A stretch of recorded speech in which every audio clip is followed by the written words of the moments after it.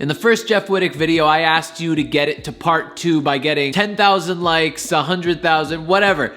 It's part 2 time. Before we go on, if you're struggling with online dating, I have a new free 25-minute online dating class. You can get the link in the description. Get it after you watch this video. Let's get started. Is your show actually canceled? Yeah, it's canned. It's done. Wait, why? We were doing... Bad haircuts? Yeah, I was operating without a license. Now, I talked about this in part 1, but I want to go further into Jeff Wittek's humor. Now, I found that there's 2 main things that Jeff does when he's being funny. The first one is he lies.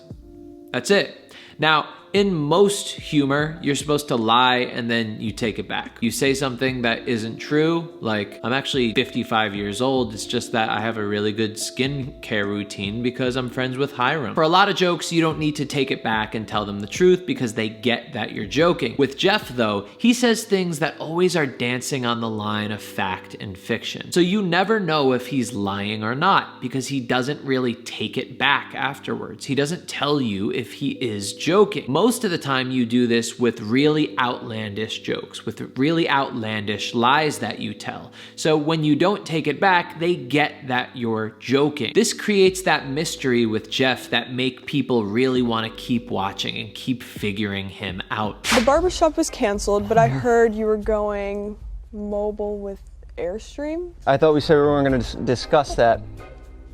That's private information. I told you guys this. I'm just kidding.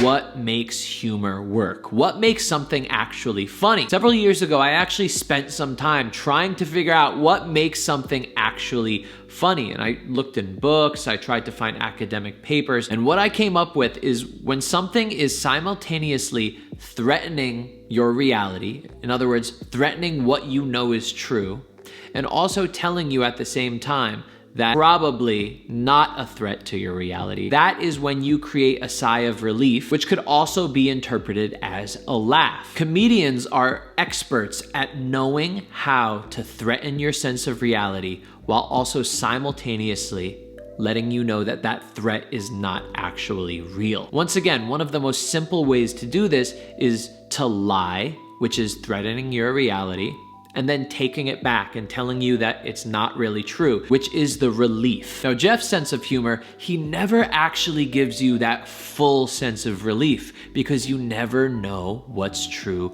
and what isn't. So basically what he's doing is he's always keeping you just a little bit tense. And that is what is so intriguing about him. What that makes you want to do is keep watching him, keep being intrigued, keep feeling that tension in hopes to one day finally figuring him out, getting that relief. Now, the second part of Jeff's sense of humor is playing dumb with people. He'll say things that he knows aren't true, and he plays as though he thinks it's true. Really, the only way that Jeff gives away whether he knows it's true or not is by a little small smirk on his face when he's telling that lie. This makes you feel like you're in on the joke. Other people, they don't notice his smirk. They don't know what it actually means. But you know that he's just joking because that little smirk is giving it away. This kind of gives the vibe that he's that kind of older kid in high school and he takes you under his wing, brings you places, tells you jokes, maybe goes to a party, says some fucked up shit, looks at you, gives you a little wink to let you know that he's just fucking around while he's confusing everybody else.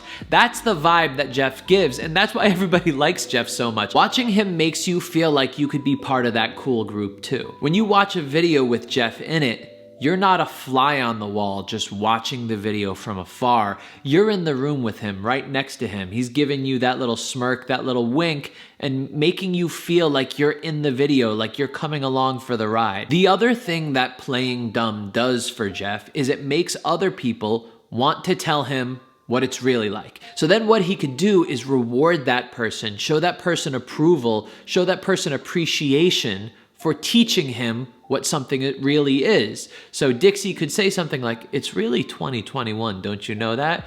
And Jeff could go, damn, you're smart, thank you. My fucking head, I got hit with a excavator. I have no idea what's going on. And it creates a little bit of a connection. What day is it today? Today is May 11th, 2011. Right? Yeah. Yeah, so it should be out by then. It should.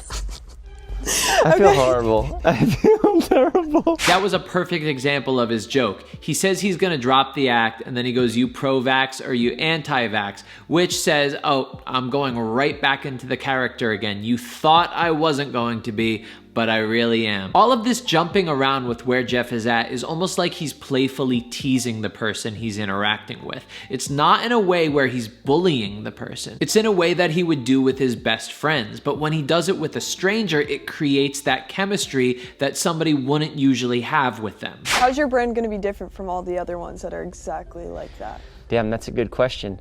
I guess we'll just have to blackmail people into promoting it, and yeah, that's one of the tactics we'll use to advertise. So anyone who promotes it, you have something against them. People can... Yeah, I'm gonna do like a PR run where I sneak into each person's house and I get a little bit of their hair, and then when we send them the package, it has their hair in like a bag, and it says like, hey, like I already tested it out on your hair. I came in your house and I got your hair when you were asleep. Trust me, it works great.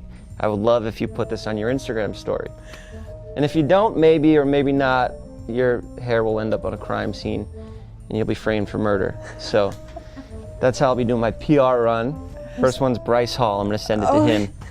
Hopefully he gives me a shout out. Otherwise he will be framed for murder. Can we use any of this episode? I thought it's going good. See, the greatest thing about Jeff's humor is he knows exactly how to stay right on that line of not being allowed to say it.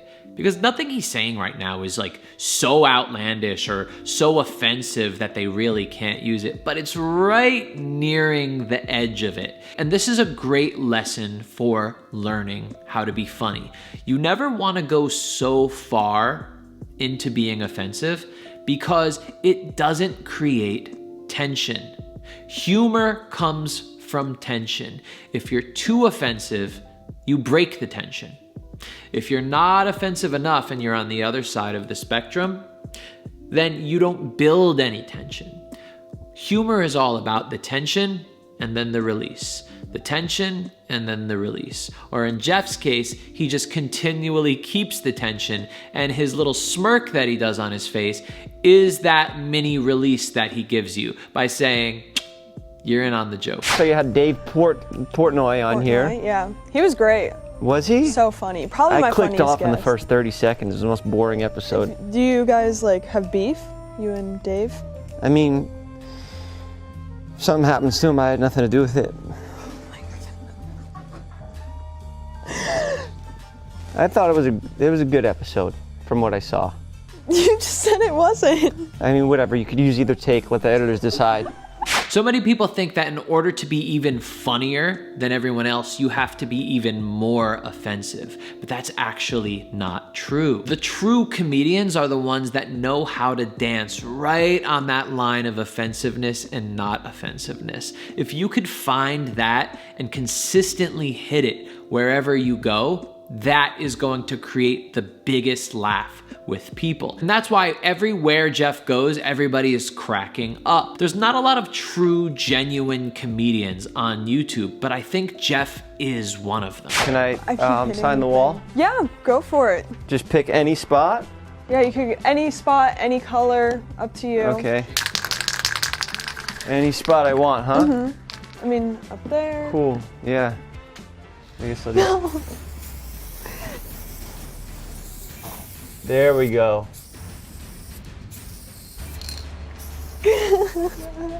That's it. Oh, looks like there was something underneath there. All right, that's it. We got a short video today. If we get this video to 100,000 views, I will do a part 3. I think there's a lot to learn about Jeff WITTEK, and we've just scratched the surface. If you want to take that 25-minute free online dating class, click the link below. Aside from that, see you in the next video.